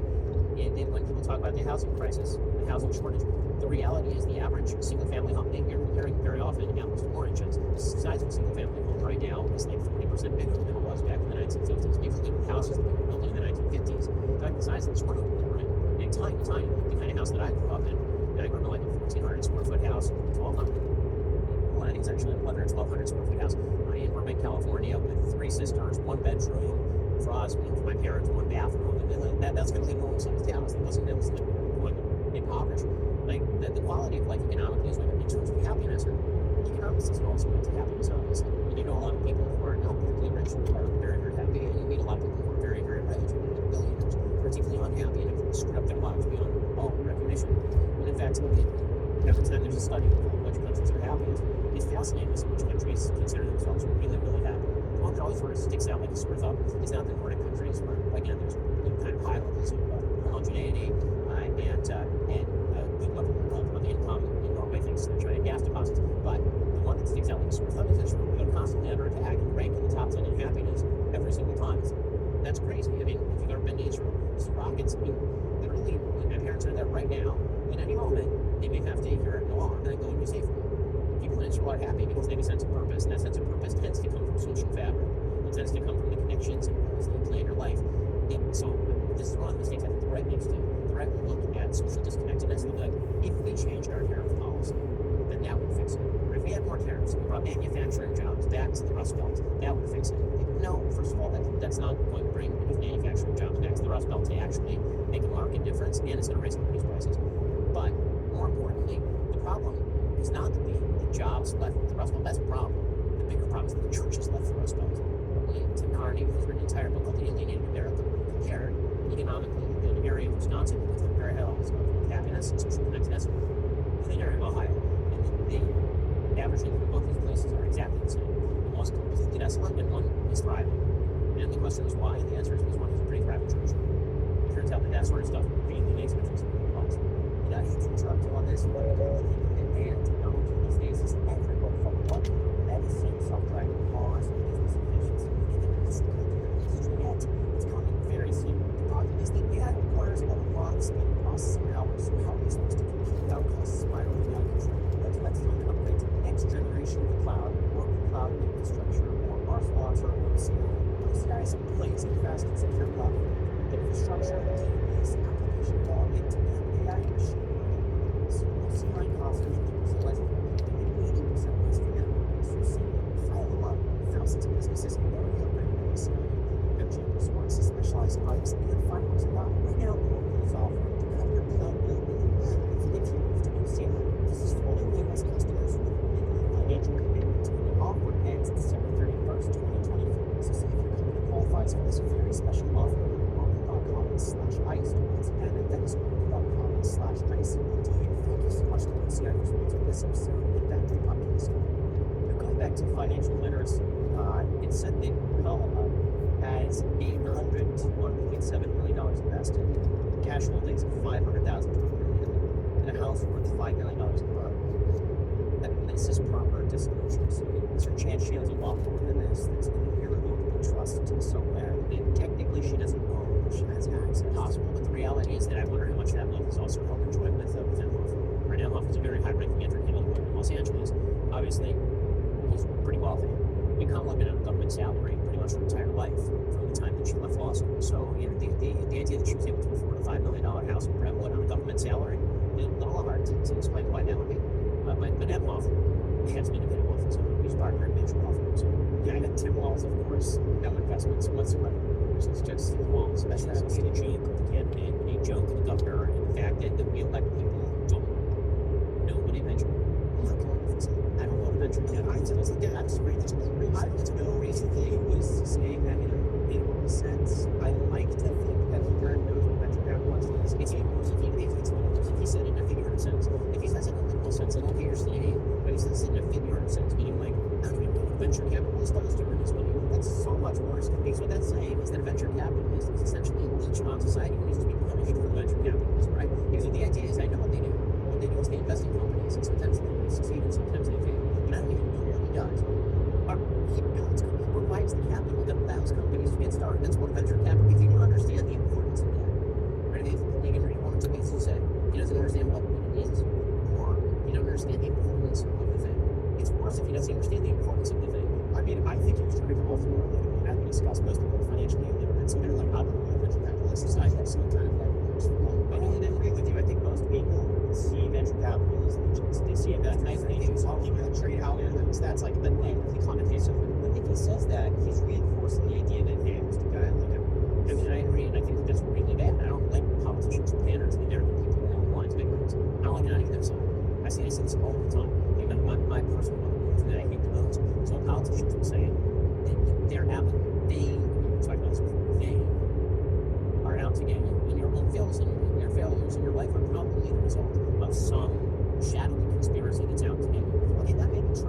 I'm going to need the description of what that looks like. And the truth is, the vast majority of failure in life in a free country like the United States is probably because you made a bad decision. That's true for all of us. We all make bad decisions. We all fail. We've all had failures. We've all had successes. Hopefully, you have more successes than failures. We've all had failures. If you have future successes, the mark of an economically successful individual is somebody who fails and looks in the mirror and says, what did I do wrong so that I can fix that and then do better the next time? The mark of economic failure is something goes wrong and you immediately go, what external factors led to me failing? Well, what did I do? Not what did I do? What did society do wrong to me? Because the truth is, in most cases, it's not that society did something right. And if it was society that did something wrong, it's usually on such a grand scale that nothing that you personally do is capable of fixing that. And I can take political corrective action. And there are times in American history where we really needed these big sort of social movements. However, there is something to be said for the fact that if you want to take the biggest social movement, most important social movement of all time in the United States, the civil rights movement, deeply important, deeply necessary. As far as the economic trajectory of black Americans, it was actually stronger before the civil rights movement. It's not the case against the civil rights movement. That's a case that the things that make you economically successful, it is more important thing you do in your daily life to make yourself economically successful. If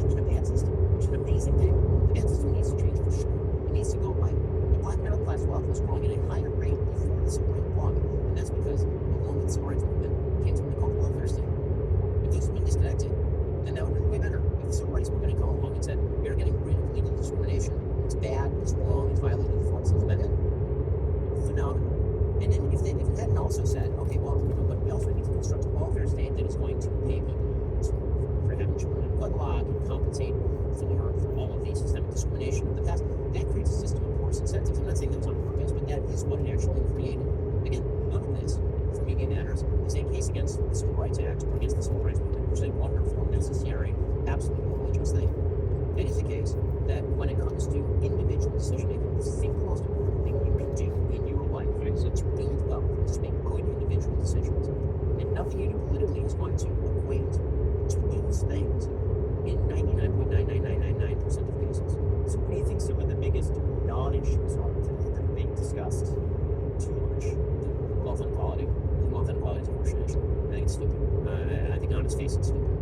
The reason I say that is because why do you possibly care what a rich person is worth? You should only care about what the poor person is worth. Meaning that if the poor person is getting richer, it is just a human jealousy that makes you look at the rich guy across the street and say, yeah, but he's getting richer faster. That's just Cain and Abel kind of stuff. This kind of wealth inequality idea is shot through the lie that the wealthy guy got rich because you're poorer than he is. That all economic growth is a factor of exploitation. And that isn't remotely true. So I hate the wealth inequality conversation. I also think it tends to end around the real question, which is income trajectory differences. Why are people having different income trajectories? So when people say wealth inequality, it's a great way of baking in a bunch of systemic factors that are beyond anybody's control. So they'll say, oh, people inherited wealth from their grandparents. And the reality is that the vast majority of wealth in the United States is not generational, passed down generation to generation. The vast majority of people who are millionaires and billionaires in the United States are not millionaires and billionaires because they inherited millions and billions from their parents. I mean, pretty much every billionaire that I know actually grew up poor middle class. And that's the wonderful thing about America. That's the incredible thing about America. The wealth inequality masks the reality, which is that if you want to build generational wealth, you have to have generational income.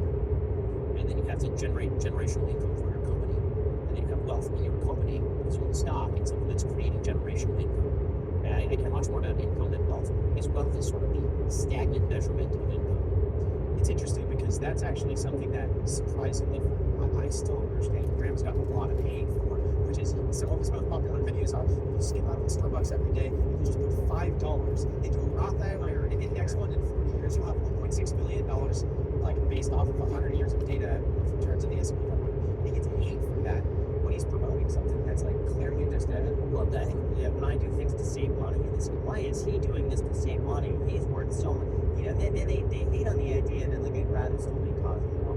Well, I mean, again, I think that's because what you do when you say that is it's not that hard to make money in the United States over time, which is true.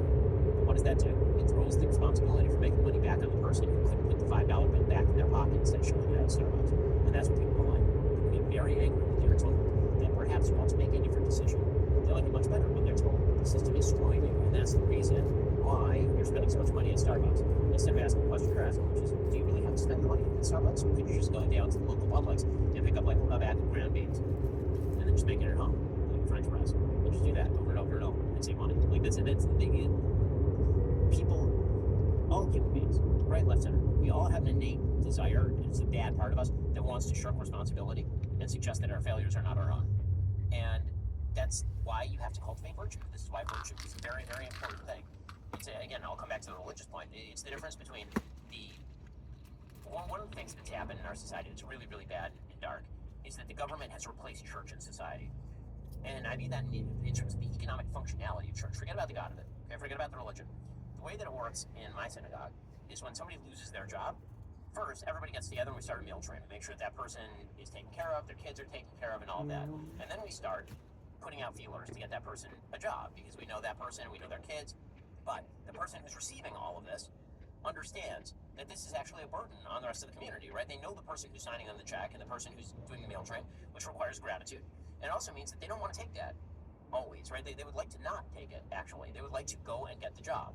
And now, remove that function, which means they now feel a duty toward the rest of the community to go out and find a job, and maybe even take a job they don't want to take, just so that they don't have to be a burden on the community. Now think about it. Once government takes over that role, government sees the person who lost the job and says, here we are. We are money, right? You don't know us. You've never met us. You don't know the people who are signing the check. This is why it drives me nuts when politicians of both parties say, I created X jobs. Didn't create shit, my friend. Like Donald Trump didn't create jobs. Joe Biden didn't create jobs because none of those people are hiring using their dollars. Okay, Donald Trump created jobs in his own private sector life, but the idea that like the government is what's the job creator is a lie. That's not true. You can create conditions that make it easier for people to hire, which is maybe what they're trying to say, but that's not the way that it comes off. When a situation where somebody is down on their luck and then they sign a check. No attendant sense of duty that befalls the person. This is why the shift from benefits to entitlements linguistically is really quite negative. When somebody feels they're entitled to the thing, they're like, okay, well, then what do I owe the government? Oh, do I owe to the government like a necessity to like go and get a job? Like, how hard do I have to work? Do I have to take that job that maybe I wouldn't have taken if I weren't, you know, being paid by the if I didn't have to? Like that, it changed. In the movie Cinderella Man, you remember Russell Crowe's character? He takes welfare for a while. You remember there's a scene where he goes back into the welfare office after he's made it as boxer or Democratic, and he carries water bottles and he sets it back on the counter and he gives it back. Can you imagine anybody doing that? You can't. But you know what happens all the time in communities where you know the person who's giving to you? That sort of stuff happens all the time. I've personally floated lunch to people who can't afford their mortgage. I do it all the time. And you know what happens? They pay me back. And they feel an obligation to pay me back. And they feel bad about taking the money. And it's not that they should feel, you know, guilty or terrible. If you need to do it, you need to do it. But they understand that there is a cost to somebody else in doing the thing. What should the role of government be?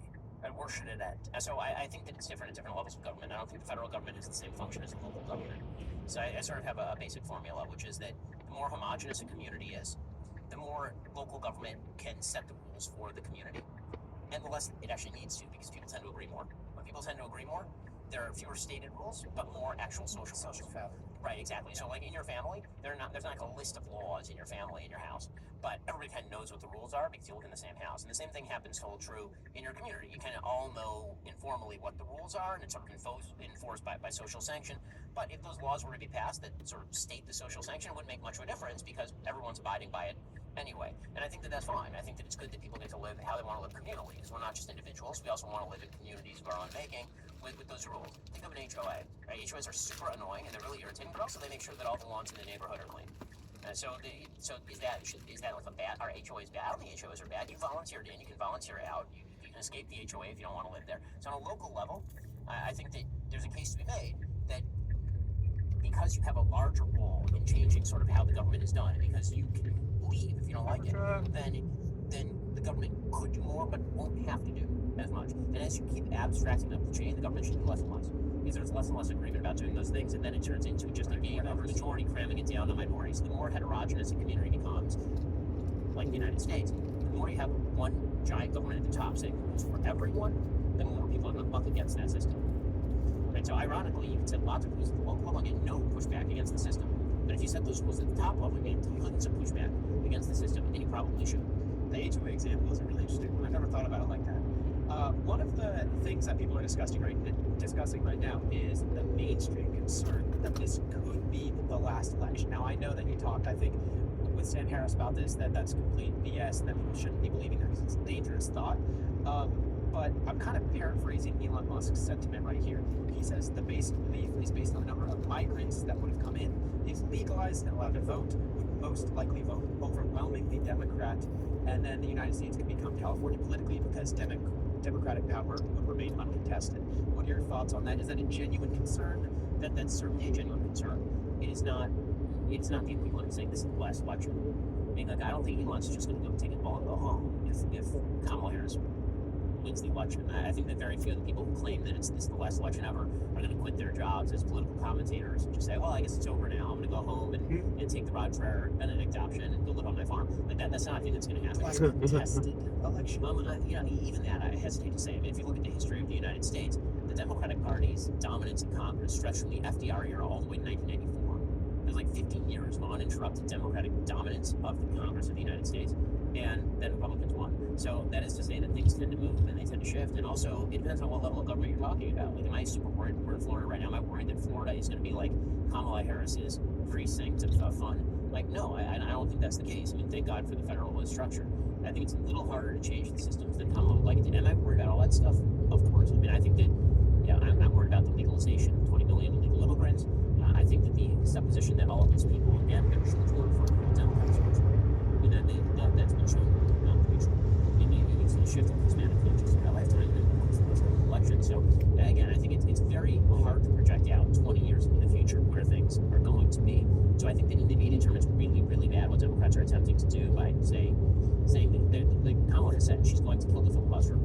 She would do that in order to, presumably, she says, So we never that could be the extent to which we work. It's the problem. Kill the filibuster. Versus Wayne interest is the next time the Republicans take on because they just unreasonable.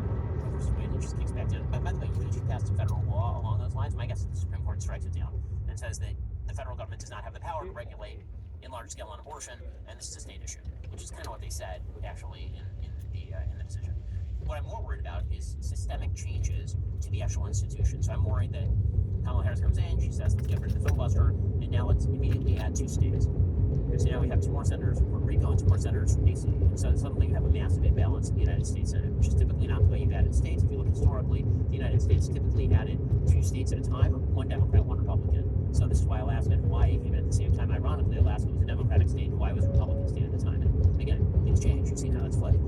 So, I'm worried about that. I'm worried about her saying that she would add justices to the Supreme Court, which would lead, I assume, to just an unending series of added justices to the Supreme Court. So there's 98 judges on the Supreme Court because each party comes in and they reverse it and they're like, let's add more judges to the Supreme Court. And suddenly it's the Sanhedrin, Stephanie. Big numbers could actually, result in some pretty good.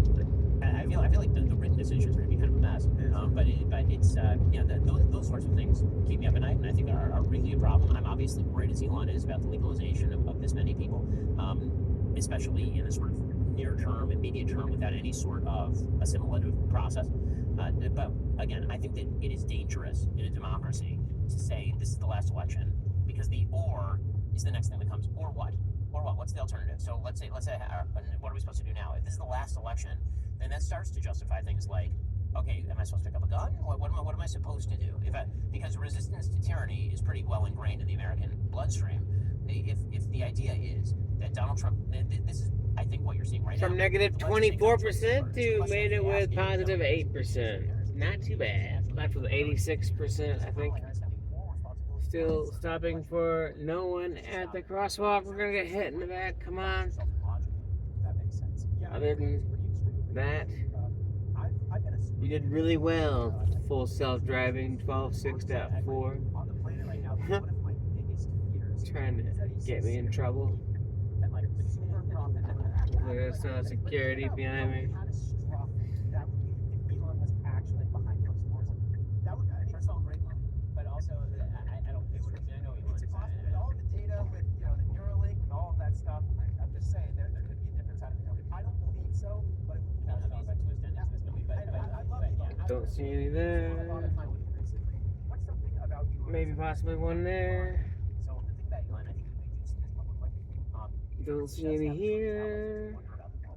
Which I think amounts to Ooh, I see one there. approaches the approach to the world in a sense like what people do. That's so inspiring and so cool. I mean, how can you watch SpaceX just not be inspired by how awesome things are? Okay, Why was I not using it? Elon brings that sense of optimism to many of the things that he's doing. Let me use this one And now. sometimes that manifests politically because almost ignite even enthusiasm about it. And sometimes it manifests in strange ways that are sort of disquieting. But I think that overall, the kind of perception of what can we do if we put our minds to it is so cool. And we don't see that nearly enough. So that's the thing. Like when I went with him to Auschwitz, we had this conversation for about an hour, and another conversation on camera for about an hour. And behind closed doors, we were having a conversation about Cool. sort of the nature of humanity. He was saying, he was saying, sorry, apparently, right? So I actually don't flip Auschwitz. Alright. Well, that worked out pretty well. There we go. Did you hate the new camera setup? Did you love it? What do you hate about it? What do you love about it?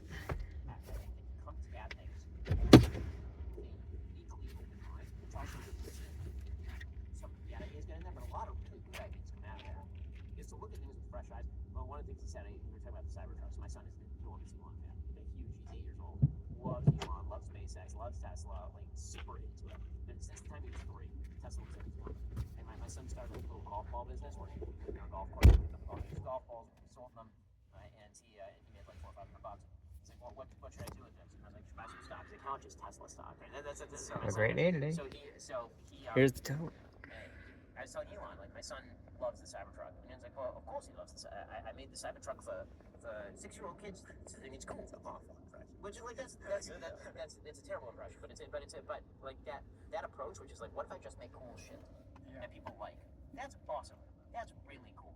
And it's uniquely, it's refreshing indeed. I love that about Elon. I really love it. I'm enthusiastic What he about did it. with X was like massive what he did with X. So a lot of respect to Elon. What do you think his role in the government would be? Because he's very pro getting rid of some of the national debt and cutting by $2 trillion. Do you think that's feasible, and what would his involvement be? Well, discretionary spending, very difficult to